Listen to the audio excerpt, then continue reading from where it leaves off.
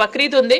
So బక్రీద్కి చాలా మంది ఒక 6 నెలలు సంవత్సరం నుంచి మేకల్ని గొర్రెలని పెంచుకొని ఇప్పుడు అమ్ముకొని ఒక లాభం మీద పొందామని వచ్చేవాళ్ళు మా వాళ్ళు చాలా మంది ఉన్నారు. వాళ్ళందరికీ కూడా సపోర్టివ్గా ఉండాలని ఇప్పుడే సంఘం తరఫున నాకు ఒక రిప్రజెంటేషన్ ఇచ్చిండ్రు. ఏంటంటే ప్రతిసారి వాళ్ళు అమ్ముకోవడానికి వచ్చిన క్రమంలో వాళ్ళపైన అంటే దొంగతనాలు కావచ్చు, లేకపోతే వాళ్ళకి తీసుకొచ్చిన గొర్రెలని మేకల్ని దొంగతనం చేయడం, ఇలాంటి చాలా ఇబ్బందుల పాలవుతున్నాం. సో వాటికి ఒక సెక్యూరిటీ కల్పించండి అని వాళ్ళు నన్ను కోరడం జరిగింది. డెఫినెట్గా మీ అందరికీ సెక్యూరిటీ కల్పించే విధంగా ఏసీపీ గారితోనే మీ ముందే మాట్లాడాను. ఆయనతో వాళ్ళ సైడ్ నుంచి పోలీస్ ప్రొటెక్షన్ అనేది 100% ఉంటుంది. అదే కాకుండా అక్కడ లోకల్గా ఉన్న అడ్మినిస్ట్రేషన్ ఏదైతే ఉందో కమిషనర్ గారితో మాట్లాడతాను.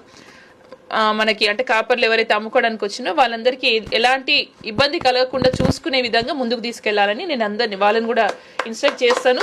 సో మీ అందరినీ కోరేది ఒకటే, అంటే మన వెనకబడ్డ జాతులు ఇంకా కూడా వెనకబడే ఉన్నాయి. సో దయచేసి వెనకబడి ఉండకుండా ఇప్పటికైనా ముందుకు రావాల్సిన అవసరం ఉంది. చాలా మంది మేధావులు ఉన్నారు, ఆర్థికంగా బలపడ్డ వాళ్ళు ఉన్నారు, రాజకీయంగా ఇంకా ముందుకు రాలే కాబట్టి ఆర్థికంగా ఉన్న వాళ్ళు మేధావులు ముందుకు వస్తే డెఫినెట్గా రాబోయే కాలంలో అసెంబ్లీలో మన వాళ్ళంటూ ఒక 10 మంది ఉంటే మనకు కూడా ఒక ప్రాముఖ్యత కలుగుతుంది. కాబట్టి మీ అందరి సహకారంతో మనలాంటి అంటే నేను నువ్వు అనుకోకుండా ఎవరైతే దానికి క్యాపబుల్ పర్సన్స్ ఉండో, నిజంగా ఎవరైతే అర్హులుండో, వాళ్ళ ఆర్థికంగా బలంగా లేకపోయినా మనం ముందుకు తీసుకొచ్చి వాళ్ళని చట్టసభలకు పంపిస్తే మనకంటూ ఒక నాయకత్వం బలపరుస్తుంది.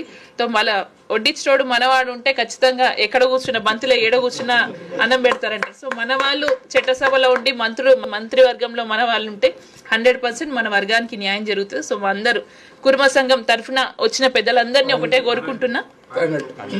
ప్యానెల్ 2 ఓకే, కుర్మ సంఘం ప్యానెల్ 2 కావచ్చు, అంతా కుర్వ సంఘం కంప్లీట్ గా. స్పెషల్లీ తమ్ముడు చెప్తున్నట్టు ప్యానెల్ 2కి సంబంధించిన నాయకులు ఇక్కడికి వచ్చిండు. మిమ్మల్ని కోరేది ఒకటే, ఎవరు నిలబడ్డా ఎక్కడ నిలబడ్డా మన సపోర్ట్ కుర్వ సంఘంకి చేస్తున్న అనే విధంగా ముందుకెళ్ళాలి. సో మీ అందరి సహకారం ఉంటుందని ఆశిస్తున్నాను. డెఫినెట్ గా నా వంతు ప్రయత్నం మన సంఘానికి కావచ్చు, మన వెనుకబడ్డ జాతులకు కావచ్చు, ఎంత చేయాలనో ఏం చేయాలో నేను చేయడానికి నేను రెడీగా ఉన్నా. సో మీ సలహాలు 100% ఎనీ టైం మీరు వచ్చి నాకు ఇక్కడ వచ్చి సలహాలు ఇచ్చినా దాని ప్రకారంగా ముందుకెళ్దాం. మీకు ఎంత సాయం చేయగలను నేను నా వంతు ప్రయత్నం నేను చేస్తాను. Thank you.